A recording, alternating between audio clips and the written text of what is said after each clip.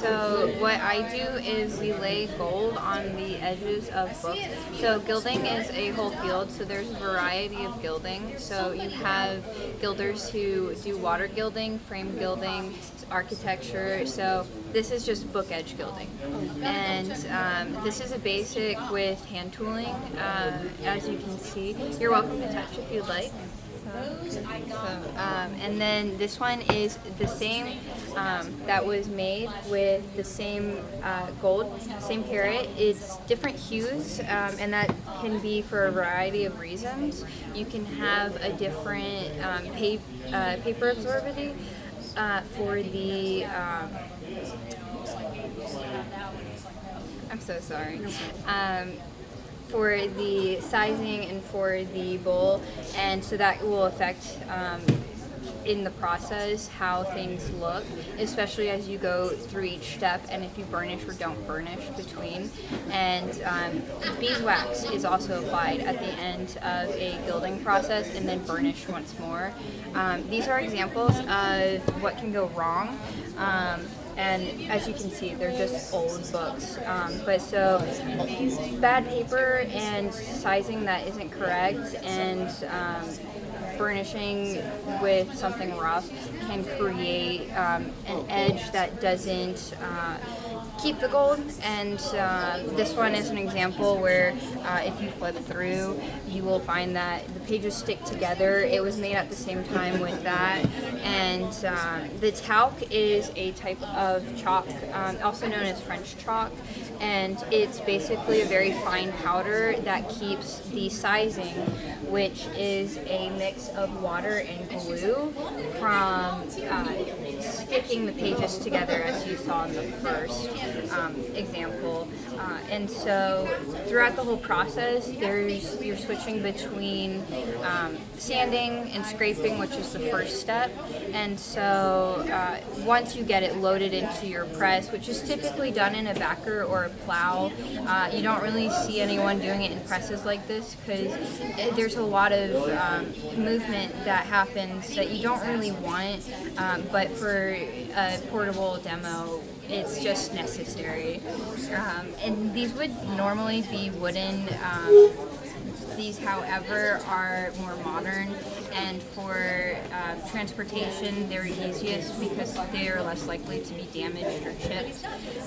And these are gilding boards.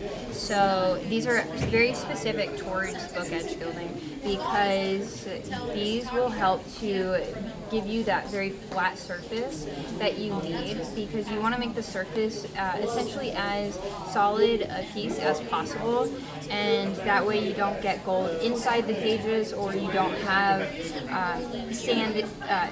just sandpaper dust and or sawdust from the paper and gouges. So as you can see here, this is not a good edge because there are some gouges. So this is applied with bowl. And bowl is a type of clay that is mixed with sizing. So it has a little bit of the glue, no more than about like 3 milliliters to like a 1/4 teaspoon. But each gilder you will find has a different, they have different recipes. And so everyone does it a bit differently. The general process is still the same, but there is little things that differ. But gilding boards help to keep the edge solid by giving it this beveled edge. So that's what makes them so different from having just a regular board smushed between your presses, is the bevel, and that's really quite important again. And then between the gilding boards you have binder's boards, because that protects the pages of whatever book it is from sticking throughout the process. So, I mean, if you're still interested, I can continue to walk you through the process. It's a lengthy process. Okay. So, So that is gold. We use 23 karat to 22 karat. It tends to be really soft though. So the higher 24 tends to be what you can typically find because that's, yeah. Well, and it's also just the highest purity, to my understanding. So this is gold. So this is gold. This is actually gold and honey. So this is what we do when we have finished the process. I can open this and show you. So we have a string across the top so that we can scrape our knife if need be. This got a little roughed up in transportation. Normally the honey is not around the top or on the string because that defeats the purpose of having a clean knife. But between uses, we do wipe our knives down with talc and with alcohol. So depending on what you're doing, you would have a different process. So the reason you do this for the gold is because you can reuse it later. So putting it in with the honey, it doesn't mold, it just sits there. And so when you add the gold to it, and then you can just scrape it all out into a filter, pour some hot water down it, gets rid of the honey, you're left with the gold. And so then you can make paints or you can recycle. So gold can be recycled. There is a plant that is in Pennsylvania that will accept chunks of metal and like if you're a craftsman, they'll accept chunks of a variety of metal, they'll sort through it, and then they'll send you a check of whatever you sent and how it was worth. And they do go through a process of purifying it. I'm not really familiar with it, but I am aware, and so we use our gold to make paints though. So that's what will happen as that gathers more and builds. So but was there another question you had? So this process is nowadays we see Bible, Christian Bible. Calfskin Bible? Christian Bible. Catholic Bible. Oh, a Catholic Bible. Yeah, we do. So we see that Bibles. this color, gold color. Yeah. It's So, same process. that is, it depends on what time period it's from. The same process, sure, it's just some of the more edges you see nowadays that are mass produced, they are a different metal, so they're not quite gold, or they are gold, but they're not implied in the same way. They are usually done in machine process. But I'm not too familiar with commercial gilding because my whole process has always been hand skills, because we do have a bindery where we do restoration and resewing, and we rarely ever did new books, but we do have the occasional client who comes in asking for a new book bound, usually of their thesis, or it's something regarding legal documents. So yeah, different process, but same. A good gilder is consistent in outcome. It's really, gilding can be difficult, but it can also be quite easy. The environment plays a really big role just as much as skill does, because humidity, winds, all of that plays a factor into whether or not the process is going to be easy, because there is a lot of drying. So with the bowl, you have to wait for that to dry, and if there's a lot of humidity, you have to wait longer. So there are things you can do throughout the process to kind of speed it up. So a fan, but at some point you have to take the fan away, because once you start handling the gold, it's incredibly delicate. So this is an example right now of the gold. This is just a very small example. Normally you do the whole edge at once. I'm simply doing it in smaller portions so that I don't have to prep an edge every 10 minutes. And this way I can show several people how to lay the gold. So the process goes from sanding and scraping to burnishing it with a brush to just get away the sawdust or sand dust and anything that could be settling down onto the edge. Then you have the next step, which is where you do the bowl, and you will then let that dry. Then you burnish it with another brush You typically have maybe 2 to 3 brushes through the process, usually 2, because you don't want to get a little too wild.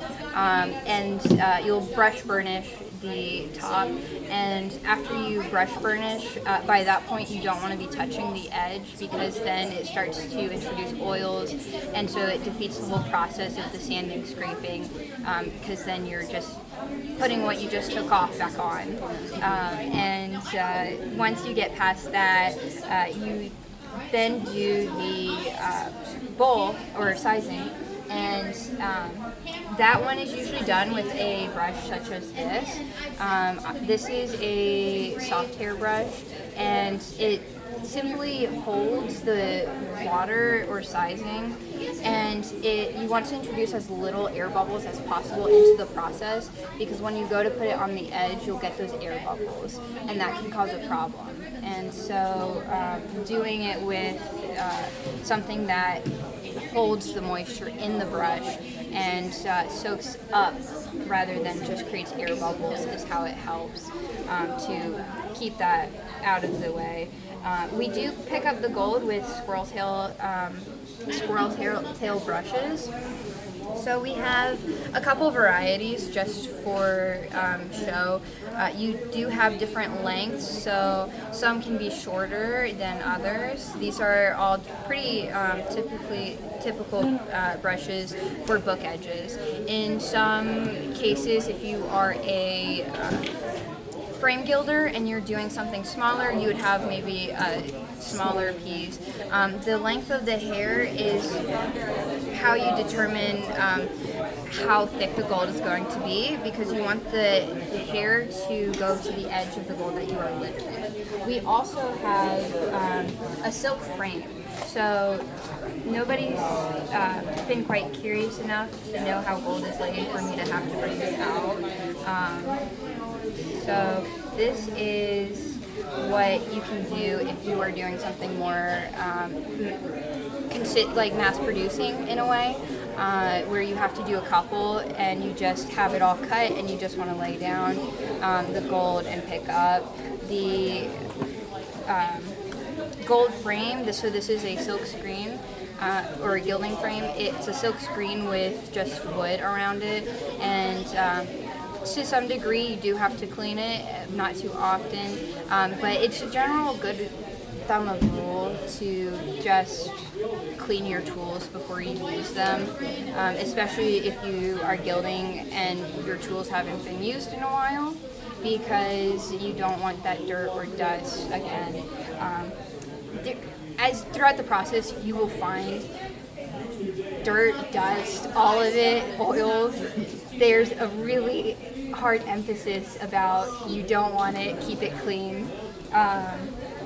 So we use alcohol to clean our tools, and we also use acetone to clean like the silk screen, and so it's an interesting balance between making sure that your squirrel tail brushes and your silk screen has enough not more oils to them and too much, because you do have to use Vaseline sometimes, but not really heavily. Some gilders, depending on what they do, will have they'll slap a glob of Vaseline on the back of their hand, because you do need some oils for the brushes so that they will pick up the gold, but they also have to release the gold. So it's a balance, and the gold doesn't stick to the gilder's cushion, which is over here,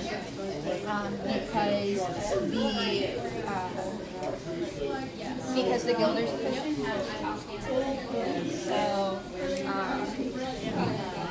the reason this has a box around it is because the airflow will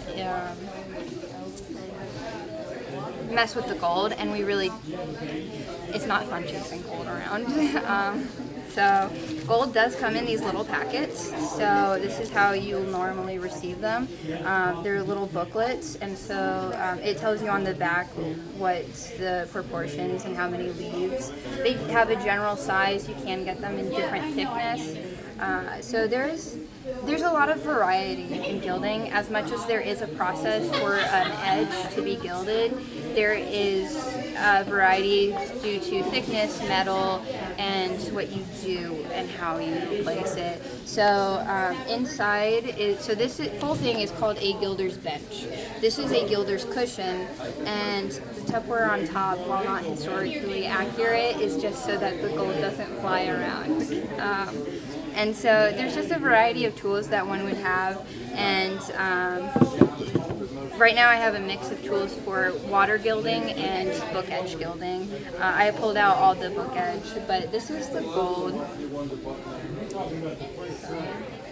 So this is how it looks. This is gold leaf, so there are different kinds.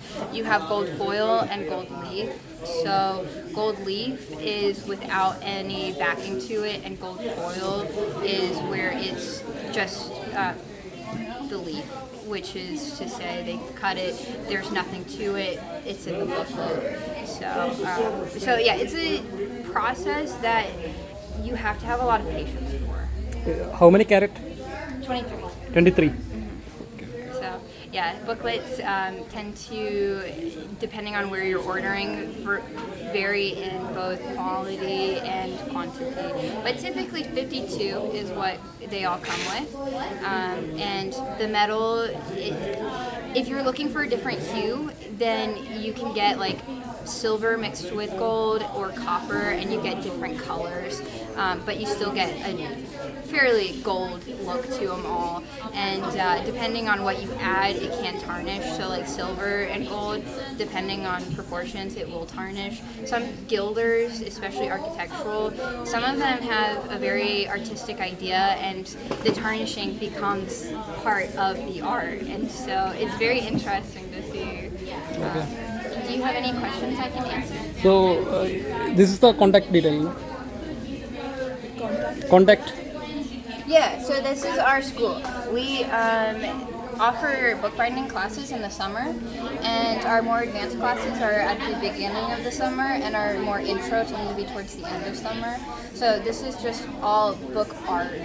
We do have our bindery, and then that's a separate business on site, and the school offers marbling and sewing and even lessons in restoration for anyone interested.